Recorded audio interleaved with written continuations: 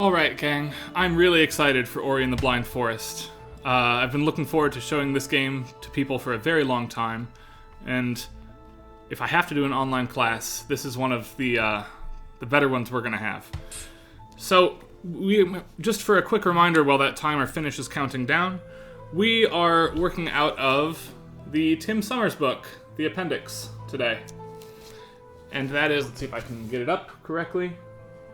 Kind of. How to Listen. My poor webcam. There we go. So this is obviously originally composed for the game.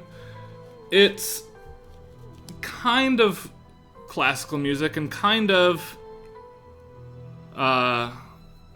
it breaks some of those rules to give us a little bit of more like a Norse Celtic traditional feel than a strict, like, German Eurocentric orchestral feel. There's a little bit more of more pentatonic melody in it, and less of a feel like it comes out of music class per se. Part of that is it's just a little bit less metered and less tonal. It's got, we can hear now in the backing score, we've got this lament, da, da, da, da, that descending line kind of creates this melancholy mood. Primarily, right now, we've got piano and voice for instrumentation, with some strings in the background, but those are the two lead instruments we're hearing. We'll want to pay attention to how each of the two Ori games changes that around. We've got styles, we've touched on that. And again, this, like, Norse Celtic voice stuff going on is our ethnic add, if you will, to this orchestral music going on. Right now, Function is just background music. We're just listening to the title screen, though of course that's going to continue to change as well as we move forward.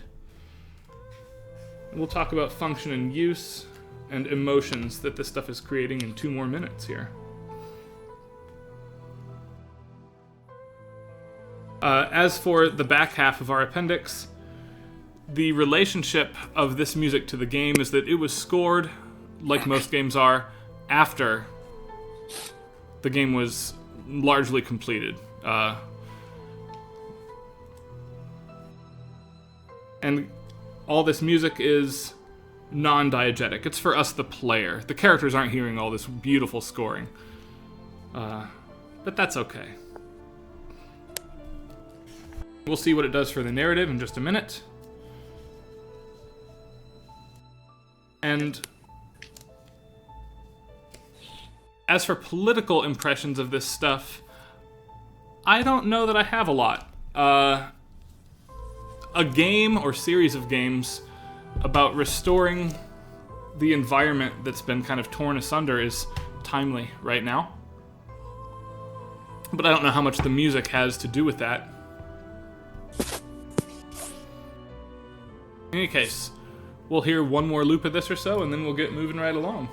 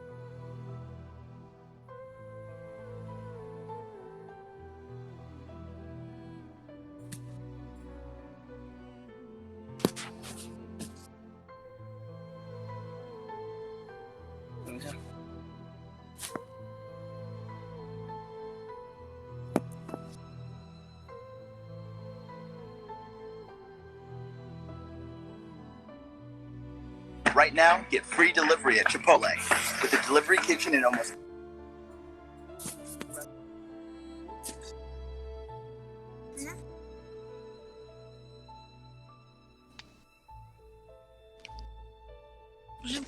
Alright, let's do this. 他没声音。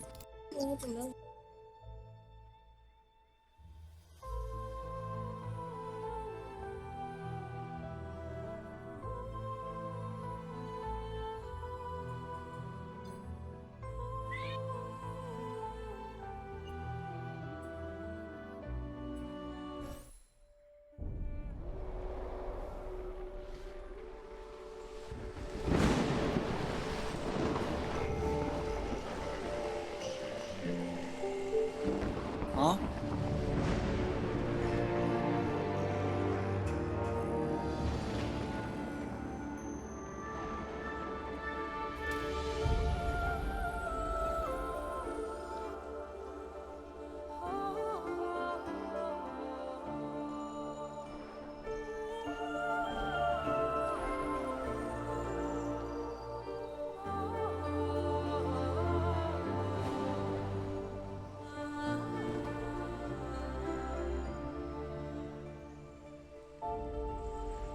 So again, we've got piano and voice primarily still.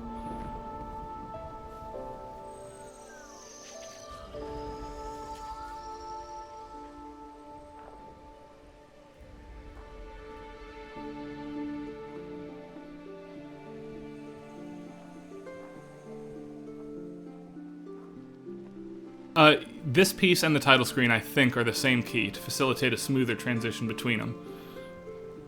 You notice there wasn't really a load screen. I hit go, and we kind of faded to the rainstorm at the title screen, and then the camera panned. There was never a load screen that we saw, which is pretty sweet, actually. So yeah, we've talked about the smoothness of that sort of thing in class before.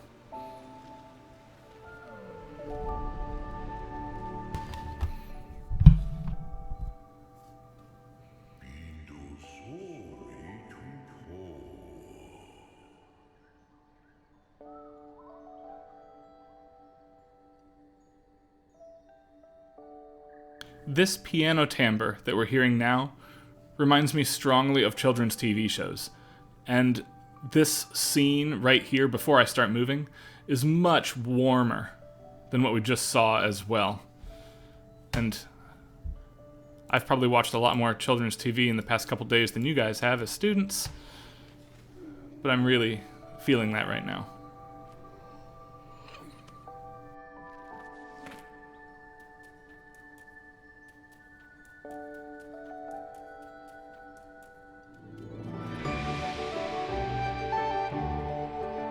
Now we get woodwinds for the first time. We're going to talk about that a lot more in the sequel.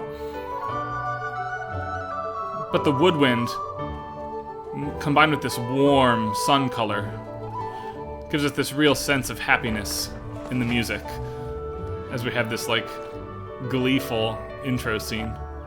We're shaking all the trees down for food here.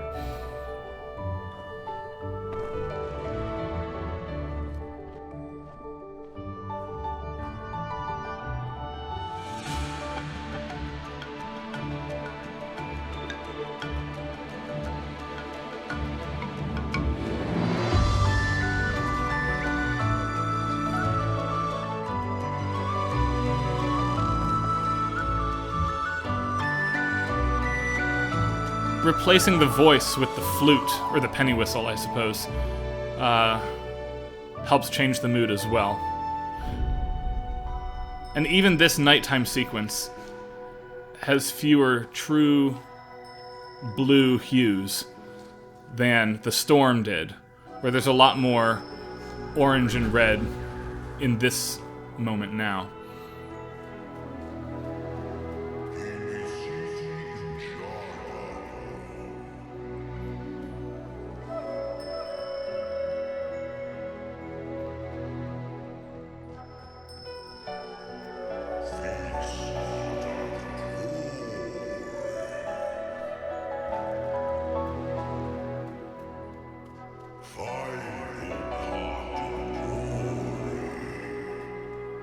The piano is used, by the way, here. I feel like it's the tree here, reminding us that from the tree's perspective, it's telling us the story in past tense. It has already happened. We shall always remember this day.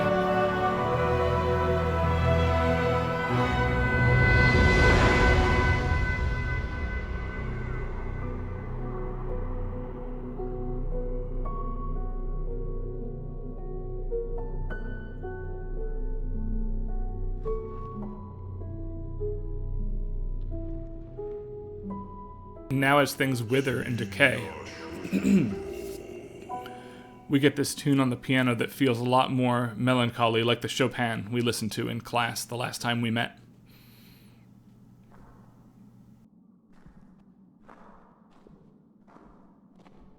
And then silence here. You only hear the footsteps. And just a tiny rustle of wind.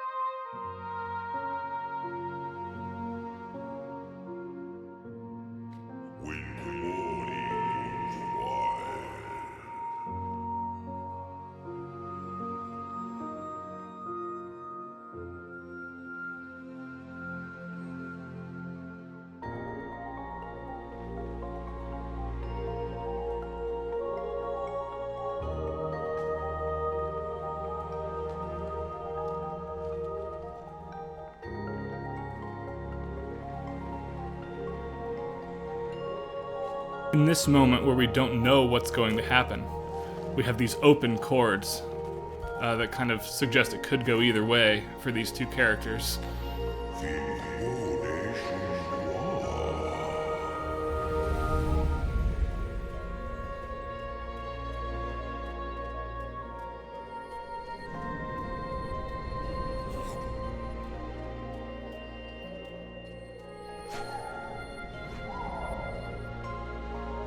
The flute here has now been replaced with English horn.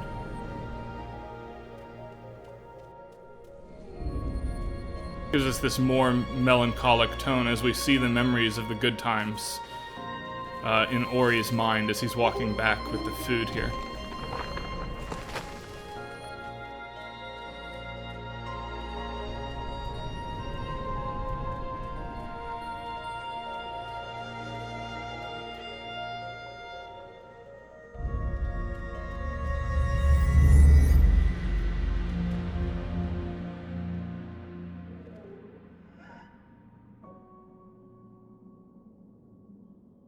And then all our saddest moments are solo piano.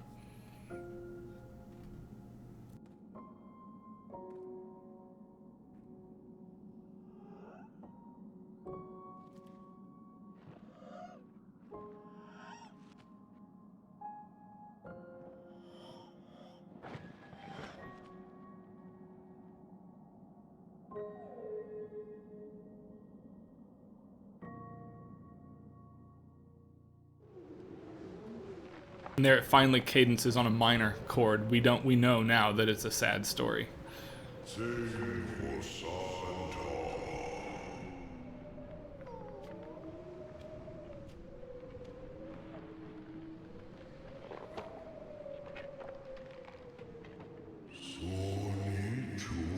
And I like that they delay giving us any music here. They just let us dwell on that for a little bit.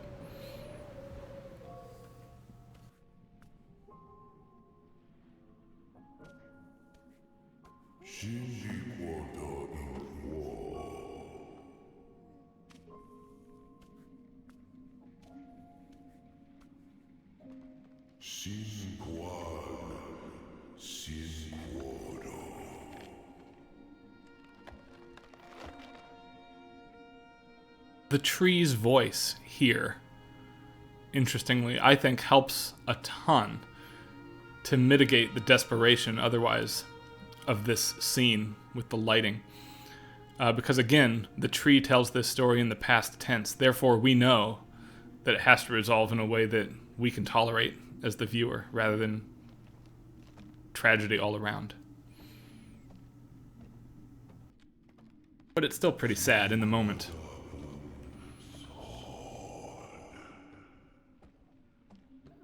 Again, during the text silence there, of course, there's nothing in the score.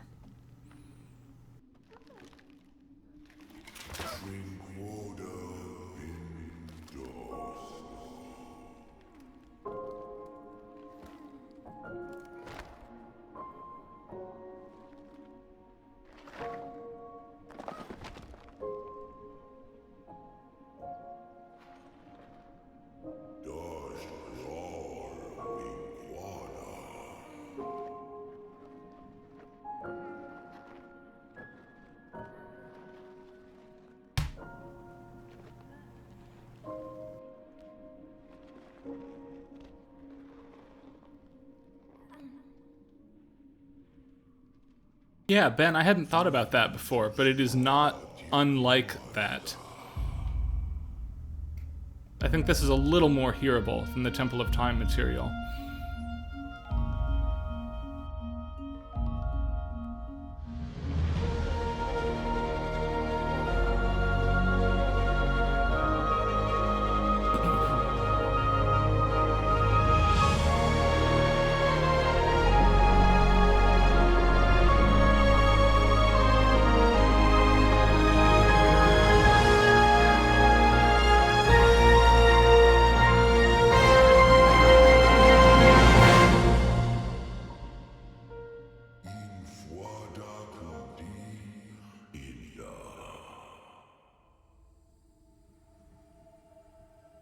Well, that switch, it ends on the 5 chord, right? There's not really a resolution there, insofar as there's an announcement that things are not yet done. And now we're back in the minor key as we move along here. Now, I've got a couple save files for each of these games, but this is the introduction. And now we start playing the game proper, if you will. And we start with just the solo piano as we explore alone, basically unable to do very much stuff. You really hear the sound effects here. And they've got a lot of added echo here that they don't in many other places in the game to punctuate the idea of solitude here.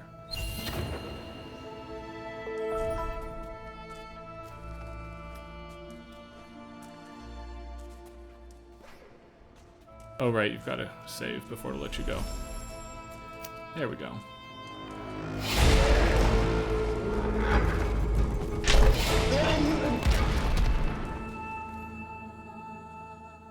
Notice how when the monster comes, we're no longer alone. We hear that blaring for just a moment, and now we're back to our contemplative kind of solitude until we get what's coming up here. Oh sure, we'll get this.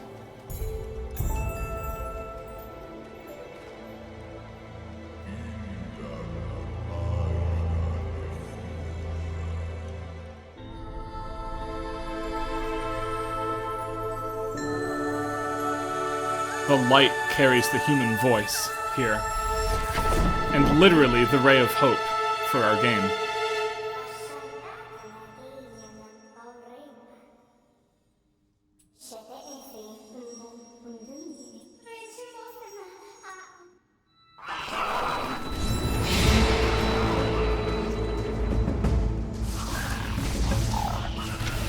Alright, and now the game begins in earnest. We've got combat, we've got real game potential at this point moving forward. And as far as we're concerned for today, that's the end of the introduction of the game. And now the game proper begins from here moving forward. We'll come back to Ori and the Blind Forest in a couple minutes. But first, we're going to hop over and see the intro to the sequel that came out last week. Brand new game. And I want to see what types of emotions it generates with its music.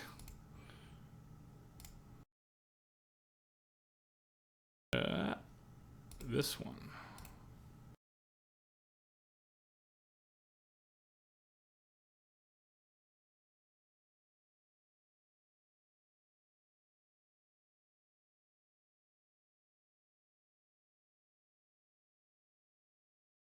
Loading now.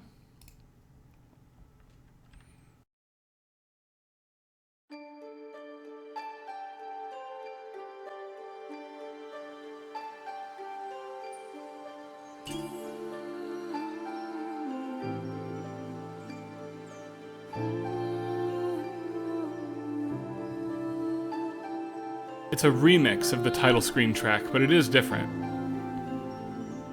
We'll let this go for just a second here.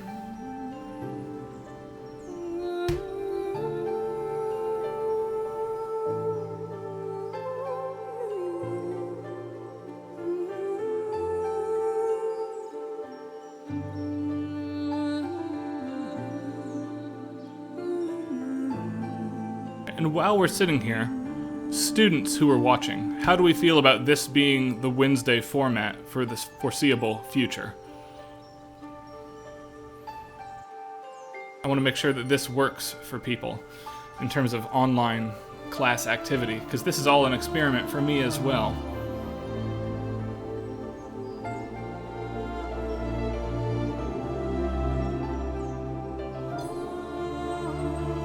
Everything feels warmer here to me, by the way. There's a little less piano going on. The strings kind of sweep a little bit more this time around. It feels like all is well in the forest. And that's largely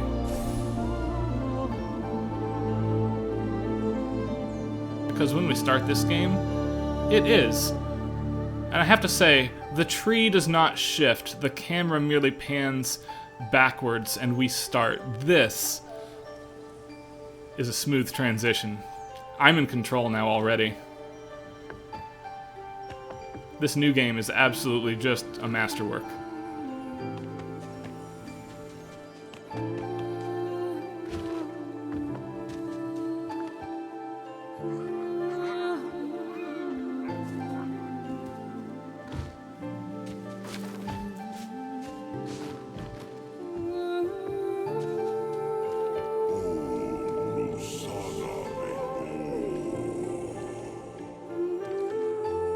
I like that the melody here goes on from just the lament part. It feels more complete here in the voice, specifically. That we're not just lamenting. Now it's a sense of melancholy to that falling line, but this forest is alive and happy, not remembering a past that once was, like the first game.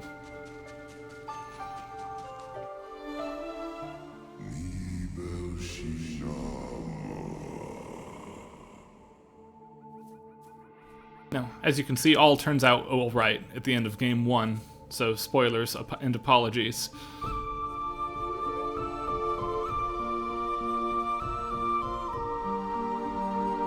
The owlet is the child of the villain from the first game.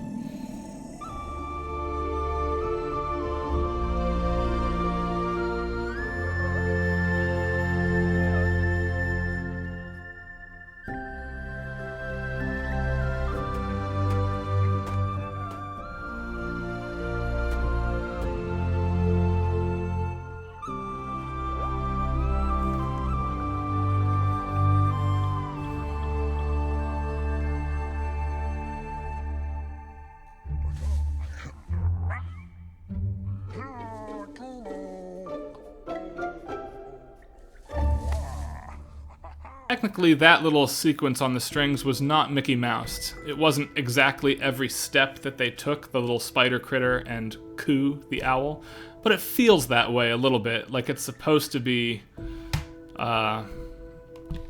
comical, just a little bit. Look at the color difference here compared to the same scene in the opening of the first game, by the way.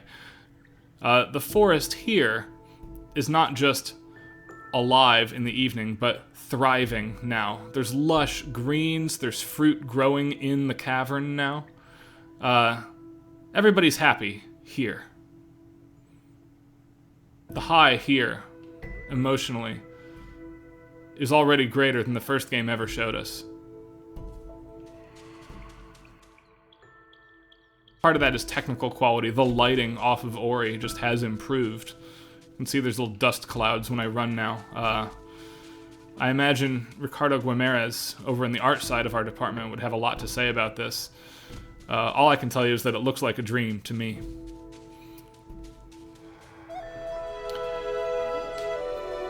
And you'll notice Ku, the owlet, has a new instrument here. It's the recorder, that instrument you played in 3rd grade and sounded terrible on. Kristen Nigas here just does some masterful work on it to represent Ku's flight.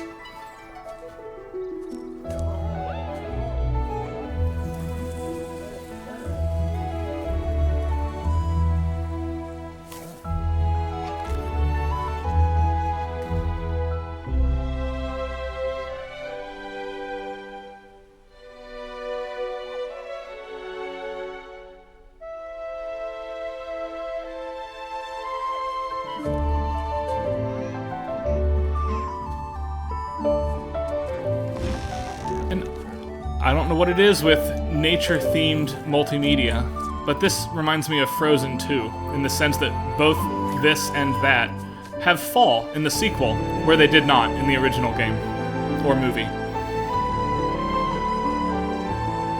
Changing the seasons to show the passage of time is a lot more effective here than the intro to the first game was, where we just kind of have flashed images. And that arrival moment on the recorder to the original lament theme kind of signifies that we've transcended any sadness that once was there for that melody.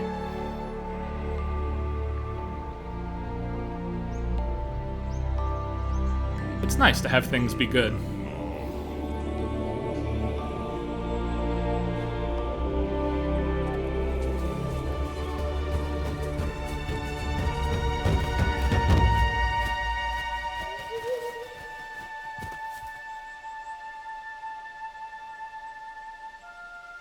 That type of moment in music is called a deceptive cadence, by the way, where we expect this neat resolution up to the tonic, and instead it kind of falls down on us as Ku falls.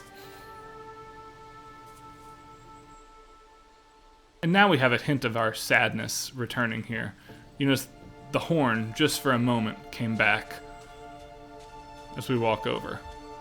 But we're nowhere near the solo piano Chopin level of sadness we saw in the first one.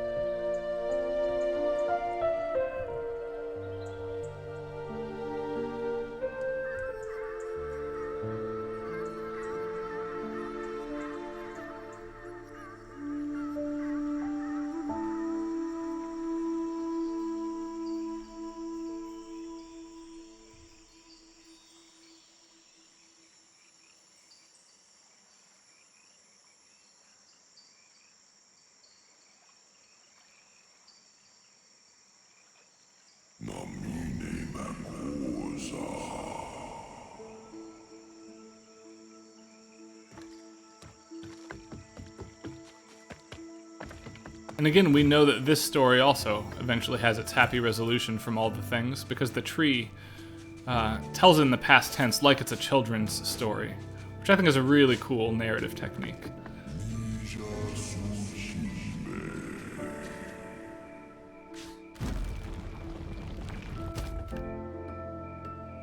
Even this piece, though, compared to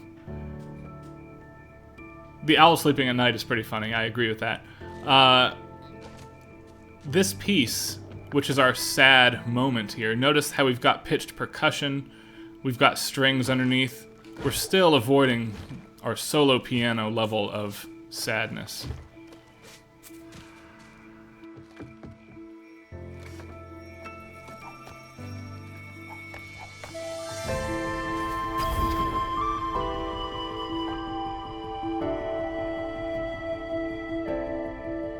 That melody in the recorder comes to us from Ori 1. I mentioned that the villain was the parent of the little owlet. This is her feather. So it's a musical reminder of where we have come from.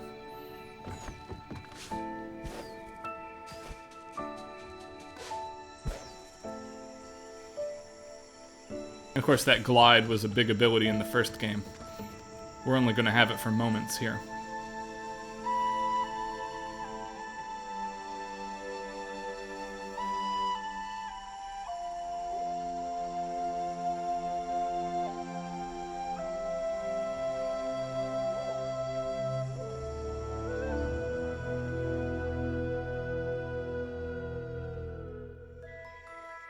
I want to point out that pitch bend is really hard to do if anybody plays a woodwind instrument. I'm hoping to talk with Kristen Nygus about exactly how that type of stuff works, because I'm not that good of a woodwind player myself, but man, she's amazing.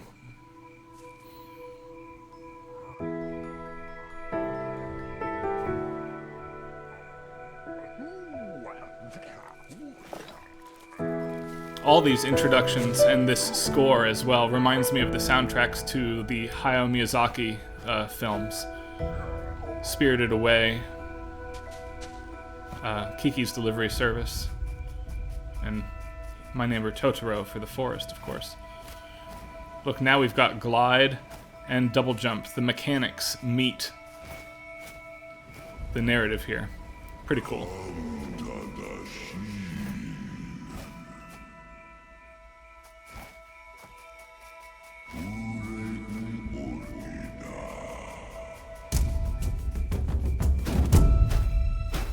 Now our deceptive cadence goes up.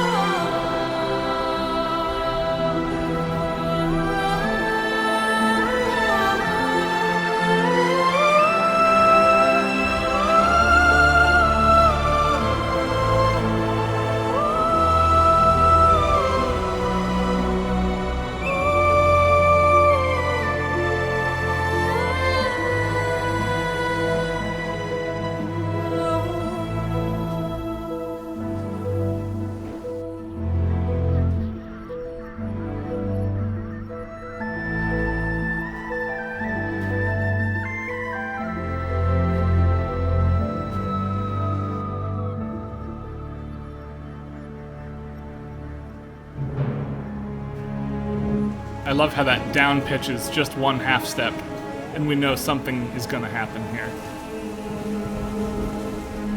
We have to have a game, after all.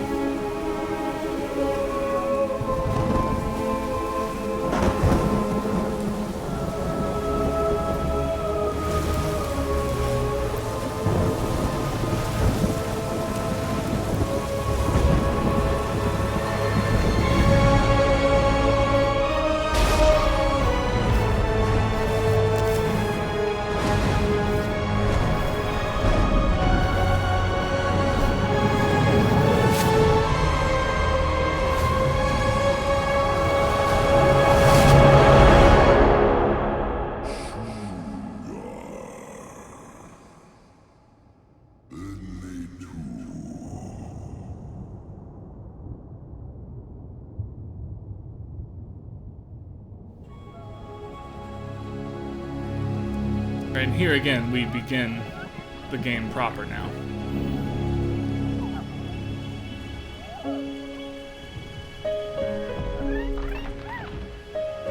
Now our solo piano enters.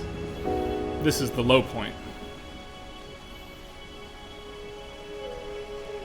We've got some supporting strings, I suppose.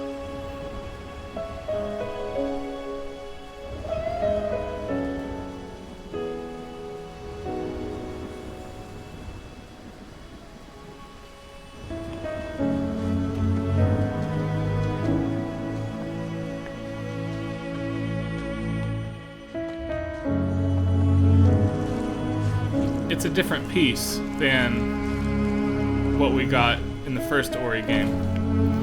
It's very much accomplishing the same sort of activity here.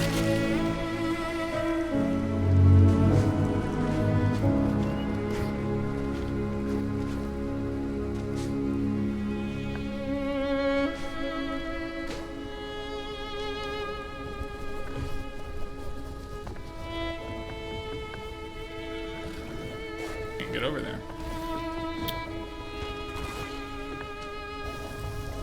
Oh, and the game begins in earnest now.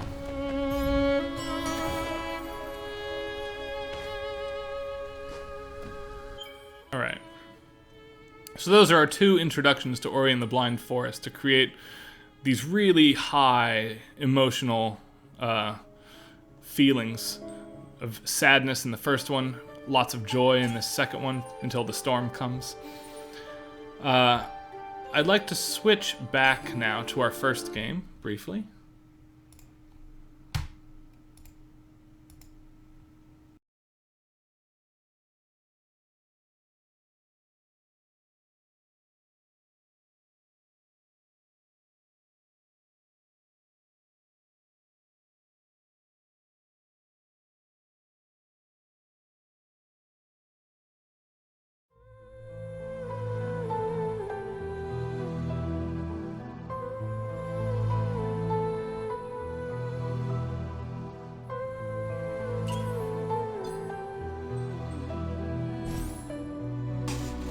I do have all these difficulties set on easy mode for class, by the way. Don't hold it against me.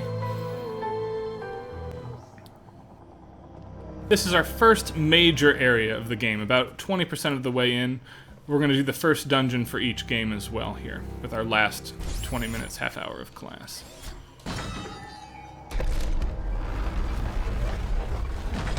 So here we're going inside this tree to cleanse the water of the area.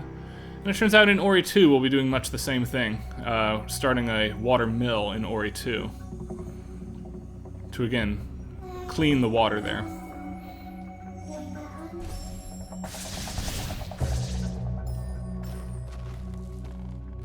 Now we've got some space-bending platformer stuff. I can enter those warp gates, you can see. And there we go.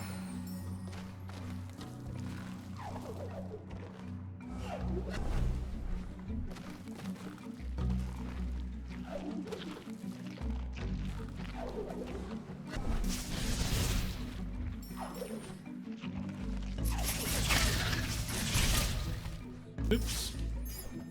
Alright. But our dungeon here starts quiet. That moving string line kind of reminds us that this is a space we're going to be moving in a lot. There's not a lot of musical activity here, so we can focus on becoming accustomed to the dungeon instead. The game allows us to do the gameplay in that way. Oh, can't go that way. Oh, right, warping.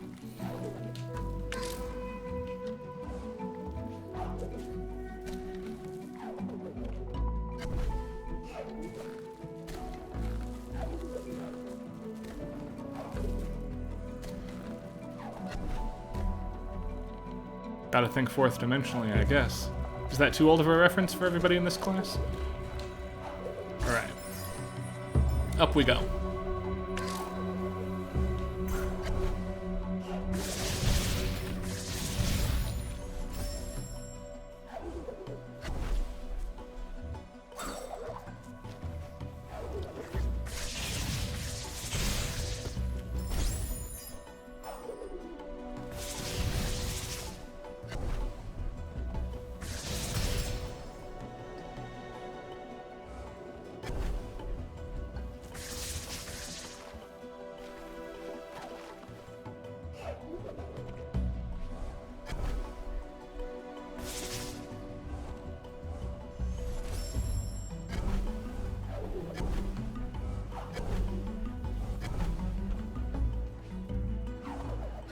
And if the warp gate platforming is confusing, just keep in mind that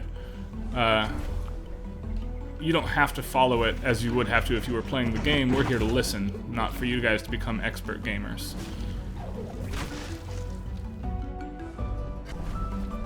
You notice, however, that as we progress,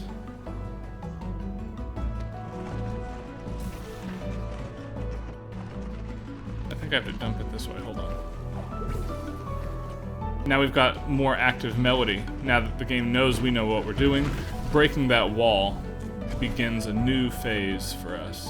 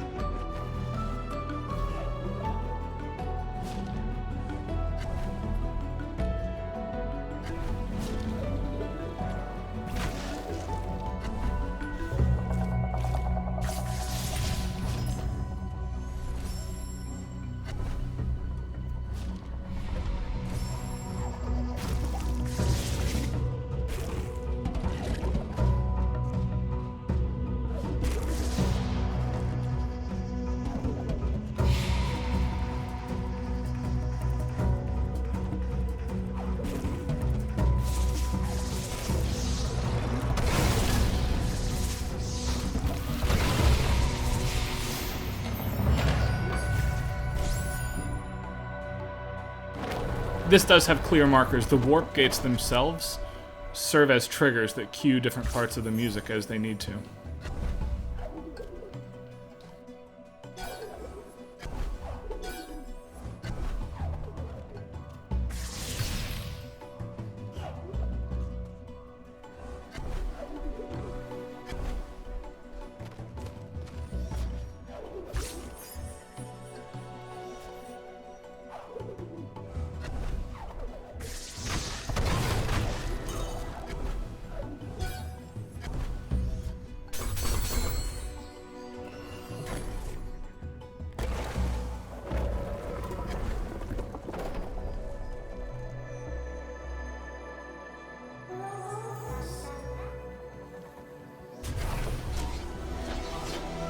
Alright, here's our new ability for the dungeon.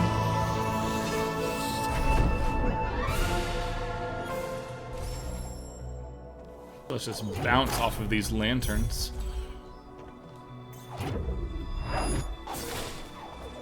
In any direction we want, as I just said.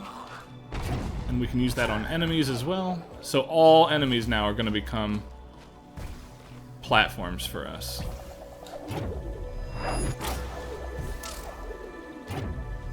Like this. We'll save and heal here. We'll skip that. Oh, it's here. Got it. I thought you had to get it from underneath. My bad.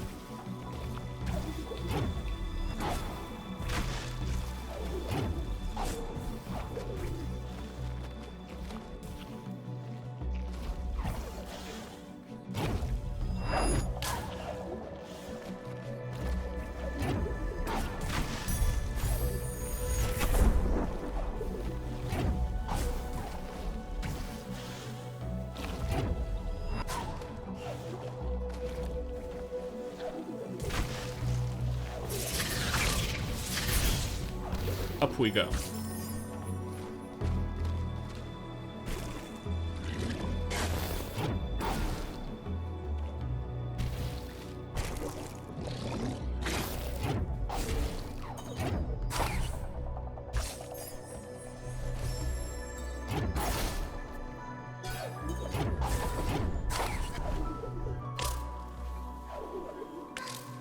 Ah, hold on.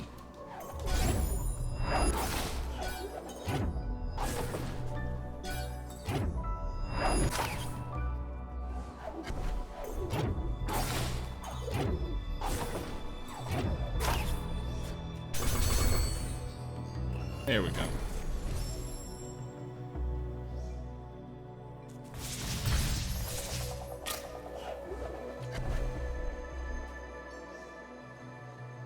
Come on.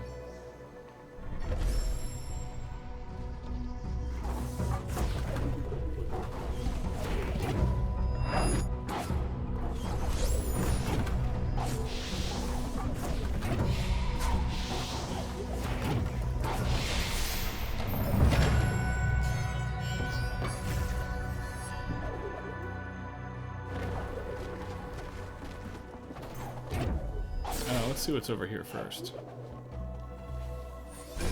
Nice. Yeah, it's weird, Jalen, how you don't want to go between two different platforming games necessarily right away. If you came from Hollow Knight, this is a lot more movement focused, whereas here we'll save the tree and then get out. Hollow Knight is a lot more combat focused than this game is.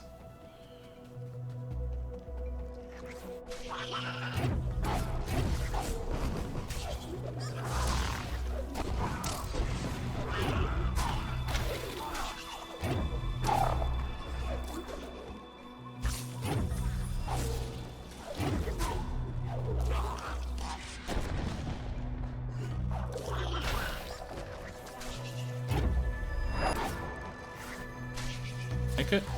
No, come on. That should do it. Yeah.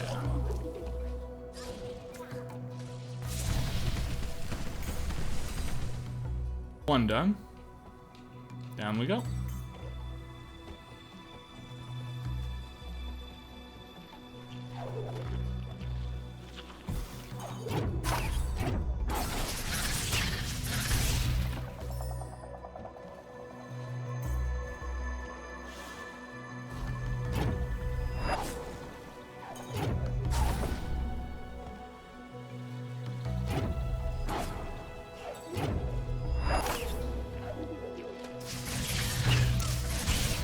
I gotta get up in time, come on.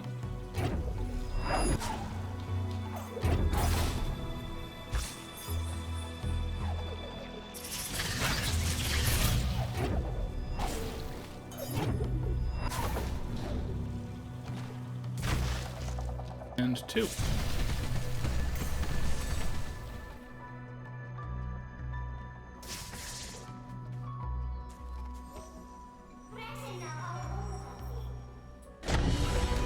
Alright, here we go. Our final run out of this dungeon now. And listen.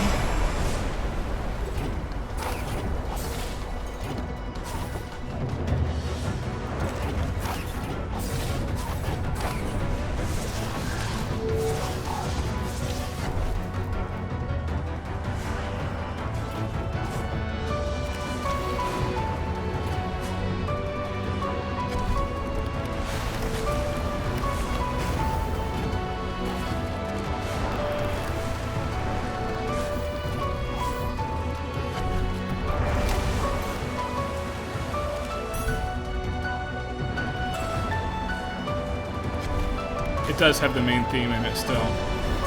We're slowly starting to hear that as not merely a lament here as well. Uh-oh. Alright.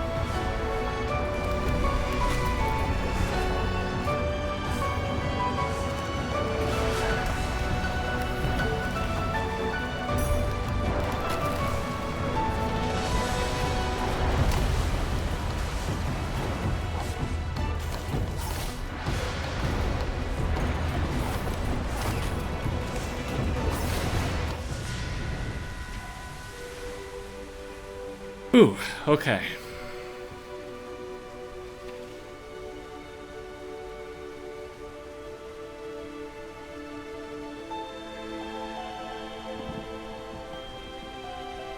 And again, the music gives us those emotional highs and lows, even as the gameplay is kind of creating that experience for us as well.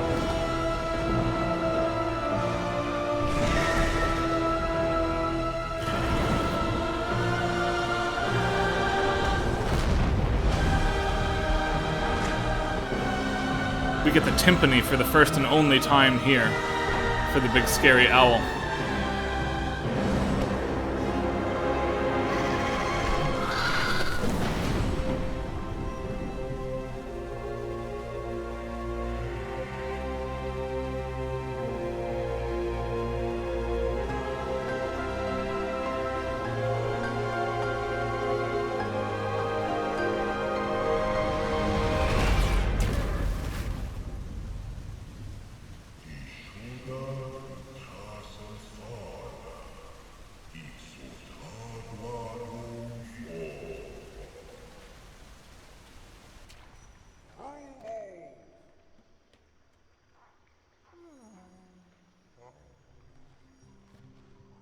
Alright, now the second third of the game will begin here. We make friends with this little spider thing.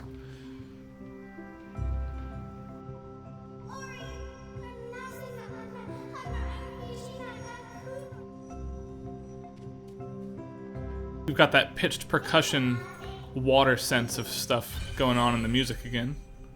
New goal gets set for us, but listen really quickly, like...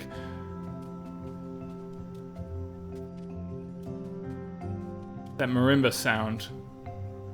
Again, beach adjacent, if you will, for those of you who were in the water group for our listening lab day a couple weeks ago. Alright, over to Ori 2 for the end of class here.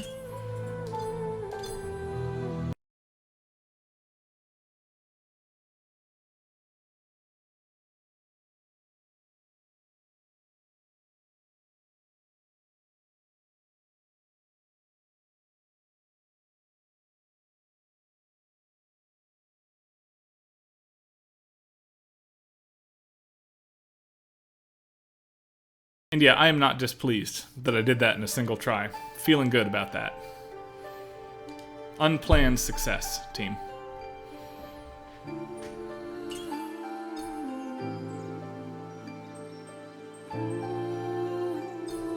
Alright, now here you get, I've not done this yet. You get to see me live on my normal difficulty playthrough, so we'll see how well I execute here.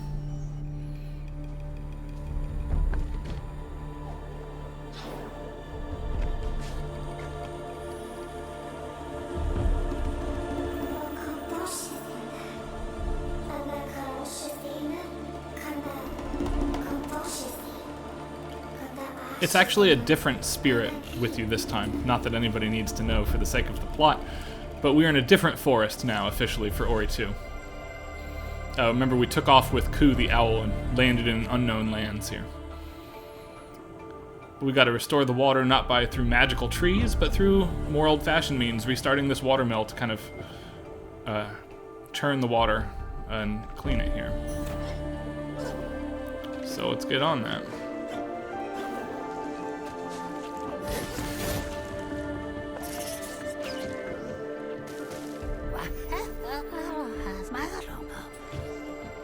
Oh, we'll open the door.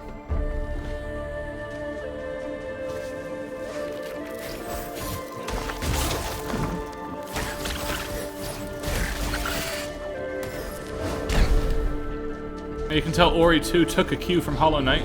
It is much more combat focused than the first game.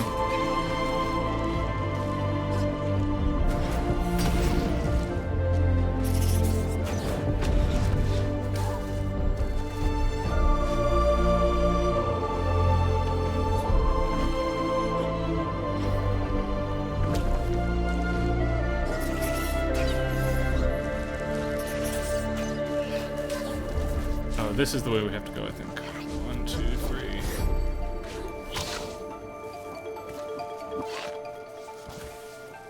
Now we combine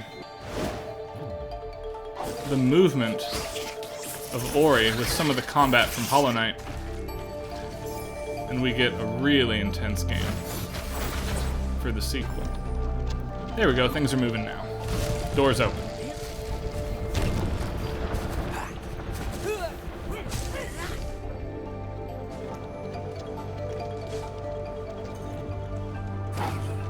Wait. I see what I need to do, I just didn't see it in time.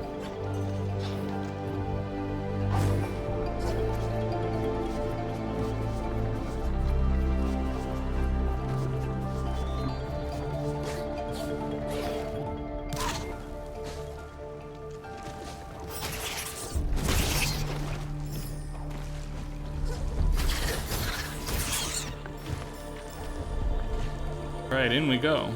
We'll start our first dungeon again here. First, a short cutscene.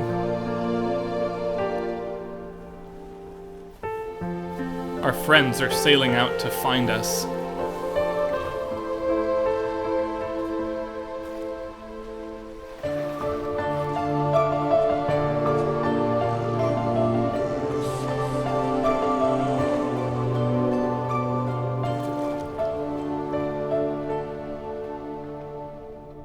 Right there, I'm going to pause just for a quick second.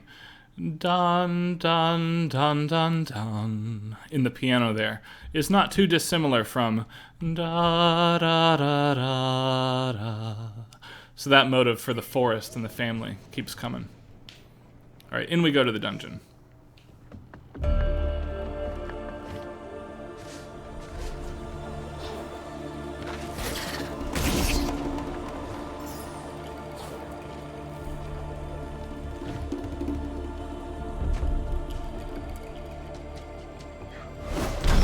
It looks like we can't go this... Oh.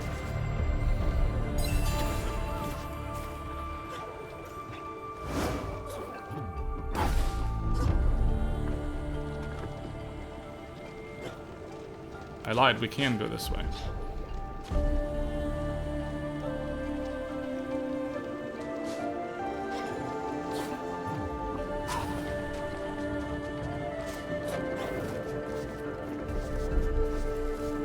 I feel like I just did this not 10 seconds ago.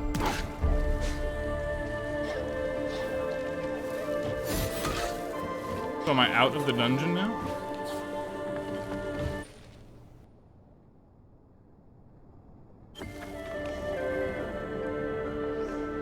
Okay, now I'm in. Okay.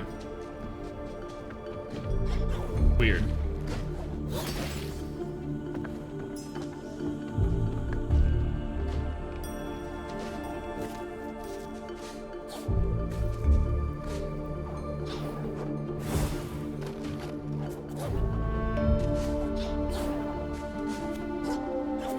The shiny collectible, but I can't get it, and this is for class, so we'll skip.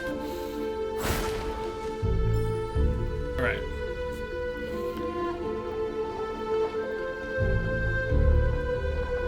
This piece already is more kinetic than the first dungeon we explored, in terms of music. I dare say it's harder and more involved than the first dungeon is already as well. It's still the tiniest bit sparse, but there's more happening, both in gameplay and in music here.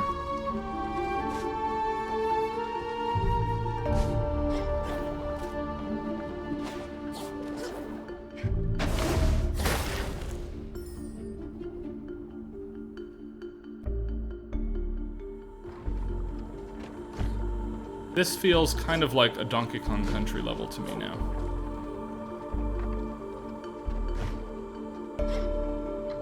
And I think I'm saying that because of the pitched percussion we're hearing. The horn does not feel Donkey Kong Country to me.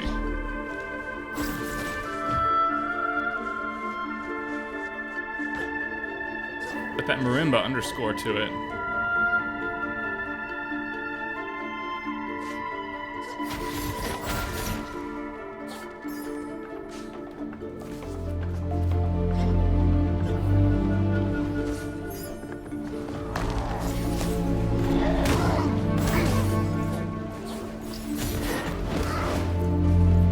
Ouch.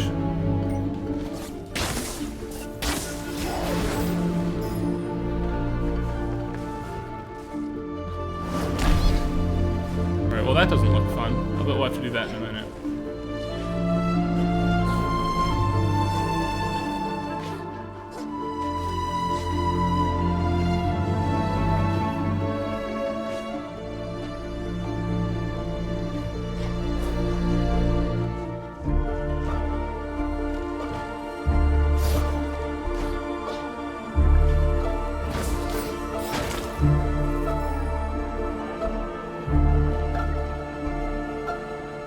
This underscore right here, you could fit the lullaby under.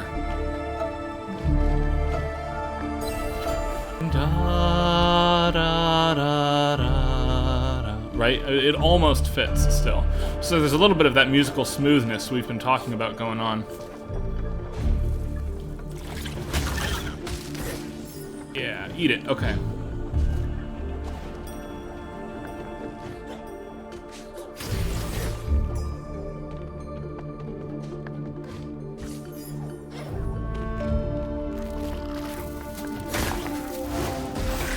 This thing's fast. We'll stick to the sword. Alright.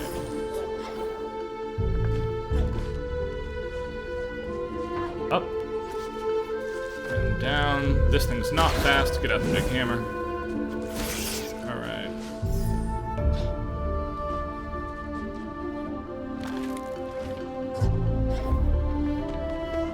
Hey, this dungeon has an ability too.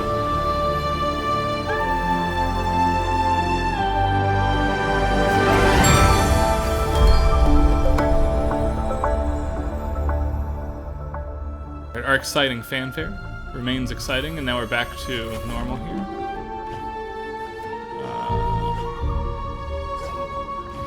Well, there's nothing there to grapple onto. Oh. That's cool. Okay. Wow, that's got a range. Oh, I like this. Okay.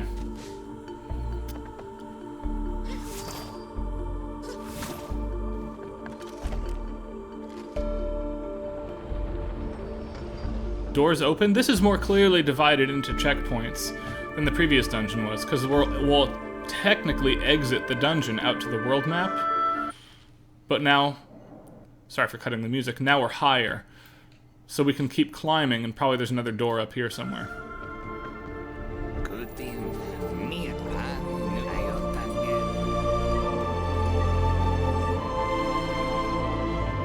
Yeah, there's our next destination. All right.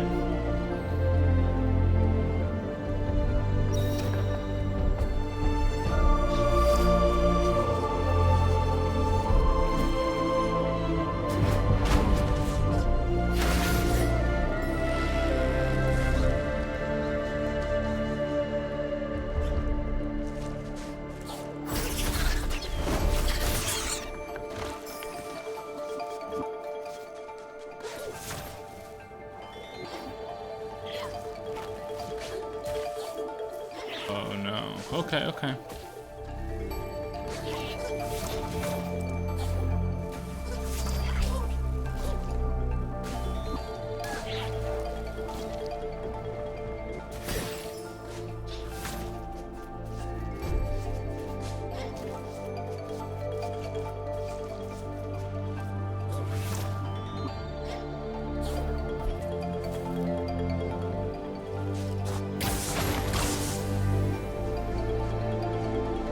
Nice, okay.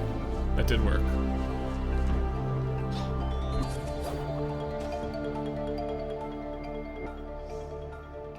Dungeon part 2 now.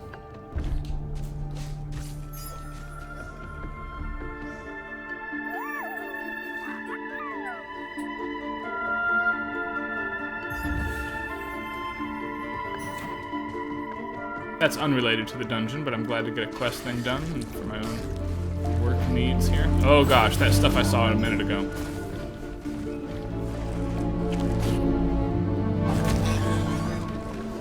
Okay, let's do this.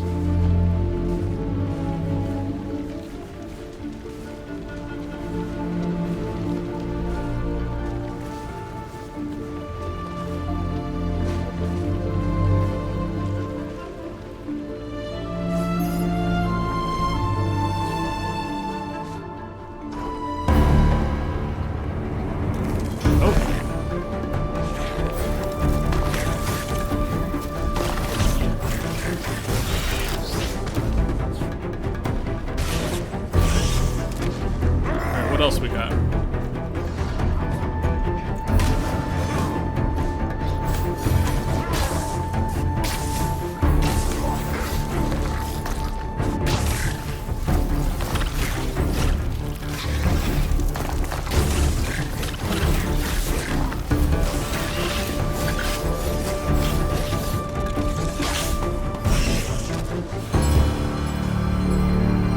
Okay. So, combat aside, again, this is a more combat-focused game than the first one. It looks like we're about to really finish the dungeon here. I want a stick.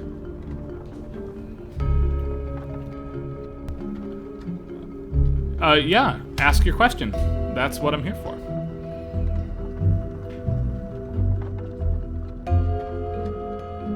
If you want to ask it in voice, you can unmute on Discord and everybody will hear it here. If you want to ask it in text, I've been watching both text chats as we go. Discord and Twitch. So, yeah, have at it. What can I answer?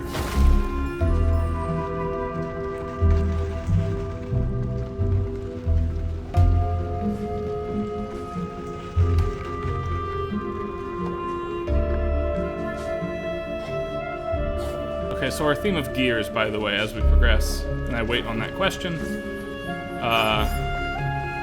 this is going to get intense quickly here.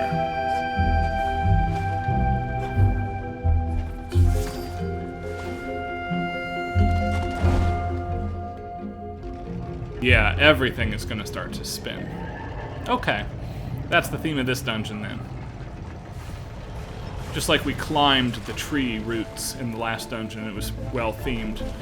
This one's got that sort of thing going on too.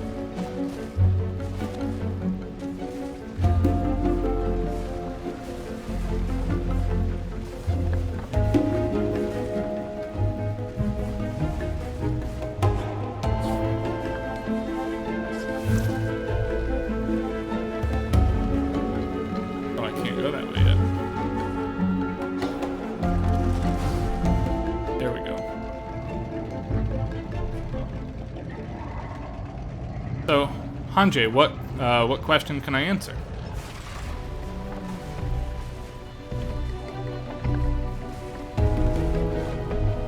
And Jinsei, if you want to just relate it, since you're on the chat, obviously, you are more than welcome to do that, and I will answer whatever I can. Ah!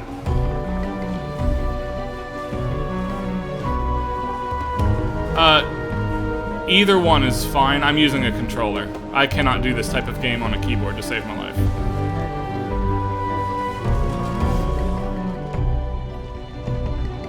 So, I don't know if the camera can see, but I'm on the 8-bit Do SNES 30 Pro controller. Works on Switch, iOS, PC, and Mac, all at once. That way, when I'm teaching, I only have to carry one controller to MSU, and I can do everything.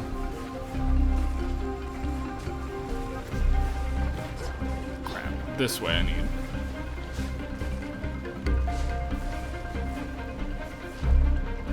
Now notice how we continue to ramp up in intensity, by the way. The strings are starting to move now that I have a feel for the dungeon. I know the rules of this place.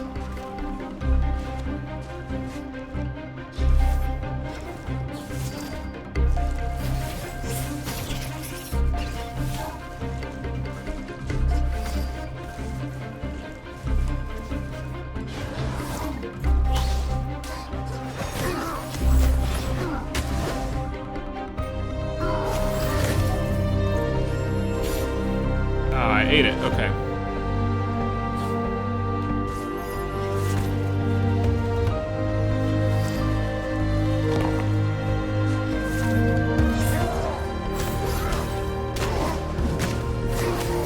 There we go. That's what that was supposed to look like. And now as we enter the intense parts, you notice we get the more intense music.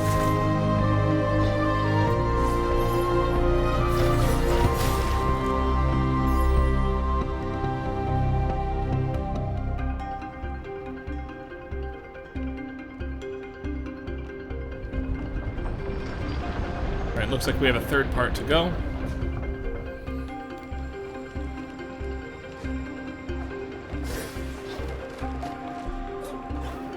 Oh, there's a hole there. Aha, okay.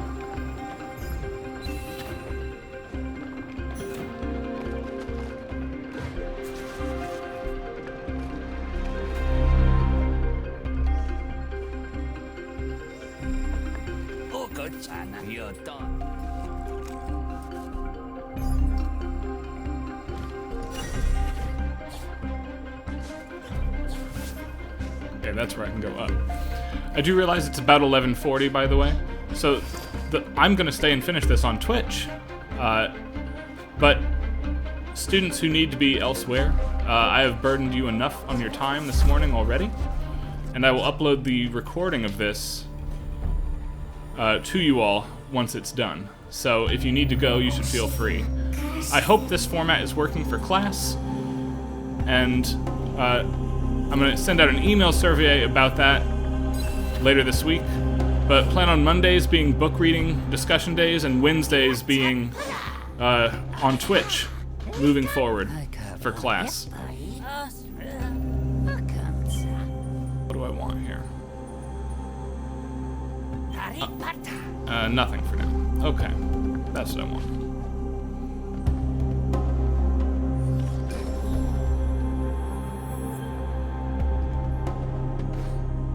We're hearing the percussion. I think this is going to be the last area.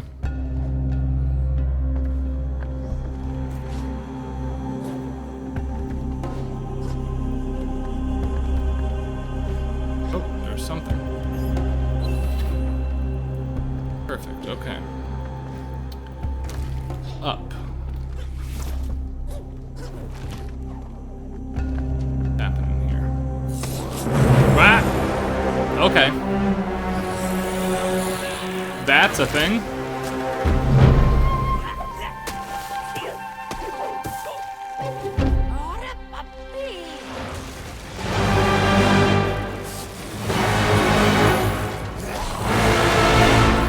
I'm gonna run.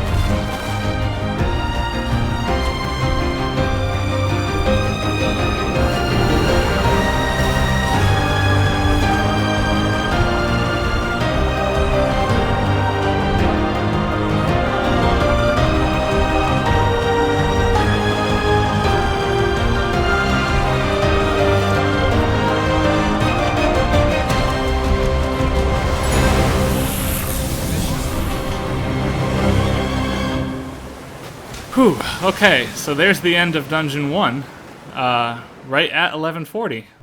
Man, that feels pretty good, actually. Check it out, our water wheel is moving again, the water is purified. Not unlike Ori 1, we're following the same structure. We awaken to this pleasant-ish beach area, and get ready to move onward here. A lot of the same senses of emotional highs and lows. Sorry for not talking at all during that previous sequence. I was concentrating out of my mind to do that.